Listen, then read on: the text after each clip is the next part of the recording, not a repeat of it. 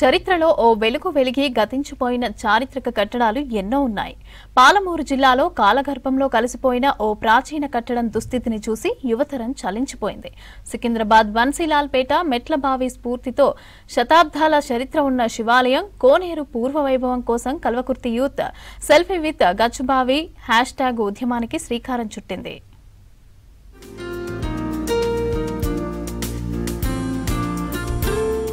నాగర్ కర్నూలు జిల్లాలో save గచ్చుబావి with selfie నినాదం hot topic గా మారింది. కల్వకుర్తిలో ఎవరి నోట విన్నా సేవ్ గచ్చుబావి అన్న మాటే వినిపిస్తోంది.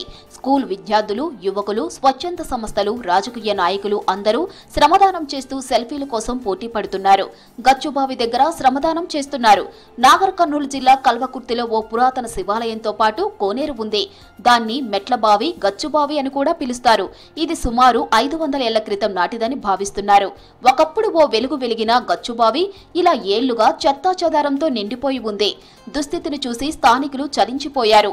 పూర్వ వైభవం తీసుకురావాలన్న ఆలోచనతో సోషల్ మీడియాలో ప్రచారం చేశారు. ప్రతిరోజు గంటపాటు శ్రమదానం చేయాలని పిలుపునిచ్చారు. గడిచిన 2-3 నెలలుగా విస్తృతంగా ప్రచారం చేయడంతో జనం నుంచి భారీ స్పందన లభిస్తోంది.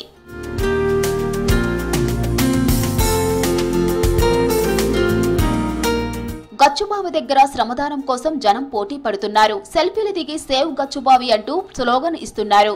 పురాతన రాతి కోనేరు పునరుద్ధరణకు రాజకీయాలకు అతీతంగా లీడర్లు స్పందిస్తున్నారు. కల్వకుర్తి ఎమ్మెల్యే కసిరెడ్డి నారాయణ రెడ్డి సైతం శ్రమదానం చేశారు. సెల్ఫీ దిగి సేవ్ గచ్చుబావి స్లోగన్కు మద్దతు ప్రకటించారు.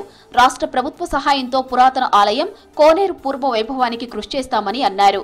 బీజేపీ రాష్ట్ర నాయకులు తల్లోజు ఆచారి సైతం గచ్చుబావి శ్రమదానంలో పాల్గొని సెల్ఫీతో మద్దతు ప్రకటించారు.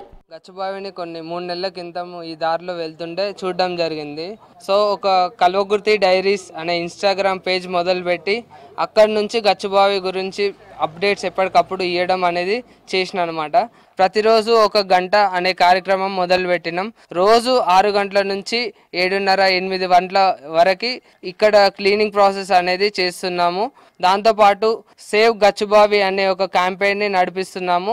దాని ద్వారా ఇంకొద్ది మందికి మన గచ్చుబావి గురించి, దాని చరిత్ర గురించి తెలియజేయడం జరుగుతుందండి. మా కాన్సెప్ట్ ఏంటి అంటే, ఇది ఈ కోనేరు మొత్తం క్లీన్ చేసి దీంట్లో అక్కడ వాటర్ ఊరుతున్నాయి చూడండి. మేము క్లీన్ చేసే గ్యాప్లోనే ఆ వాటర్ ఊరుతున్నాయి. మొత్తం క్లీన్ చేసిన తర్వాత వాటర్ క్లీన్ అయిపోయి ఈ వాటర్ నుంచి అక్కడున్న శివయ్యకి అభిషేకం చేయాలనేది మా కాన్సెప్ట్.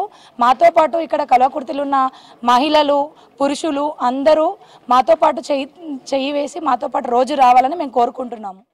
పాఠశాల విద్యార్థులు కూడా ఈ యొక్క శివాలయాన్ని సందర్శించి పురాతనమైనటువంటి కట్టడాలు, మనకు దేవాలయాలు చరిత్రకు సాక్ష్యాధారాలుగా నిలుస్తాయని చెప్పి తమ ఉపాధ్యాయులు చెప్పడం ద్వారా సాక్షాత్తు విద్యార్థులే ఇక్కడికి వచ్చి పురాతనమైనటువంటి కట్టడాలను వీక్షించే పరిస్థితి మనం కల్వకుర్తిలో చూస్తున్నాము.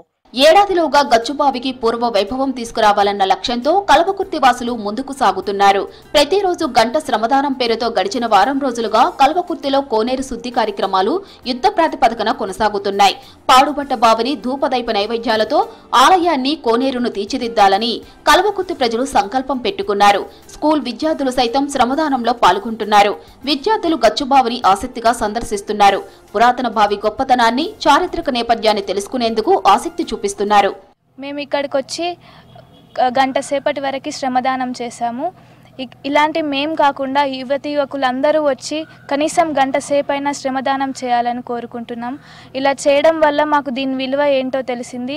ఇలాంటివి ఏమేం చేయాలో తెలిసినాయి. ఇలాంటి ఇంకా ఫ్యూచర్లో ఏం చేయాలనేది మేము తెలుసుకున్నాం. టీచర్స్ వాళ్ళందరూ కలిసి మా స్టూడెంట్స్ని అందరినీ ఈ శివాలయానికి తీసుకెళ్ళి మనం ఈ శివాలయాన్ని మన పూర్వీకులు ఎన్నో కట్టి అది ఎంతో అద్భుతంగా ఉంది అని మనకి తరతరాలుగా చెప్పుకుంటూ వచ్చారు. కానీ మనం ఇప్పుడు చూస్తుంటే ఈ గచ్చుబావిలో ఈ శివాలయం చాలా మంచిగా అనేది లేదు. సో ఇప్పుడు మేమందరం కలిసి కొన్ని గంటల పాటు శ్రమించి మేమెంతో కష్టపడి ఇది అనేది క్లీన్ అనేది చేస్తున్నాం. మరుగున పడ్డ పురాతన ఆలయాన్ని, కోనేరును సేవ్ గచ్చుబావి # ఓ ఉద్యమంలో ముందుకు తీసుకుపోతుంది. పూర్వ వైభవం కోసం కల్వకుర్తి జనమంతా కంకణం కట్టుకుని సమిష్టిగా ముందుకు సాగుతున్నారు. అయితే పురావస్తు శాఖ పరిశీలన ద్వారా ఆలయ చరిత్ర, కోనేరు గురించి వెలుగులోకి వచ్చే అవకాశం ఉంది.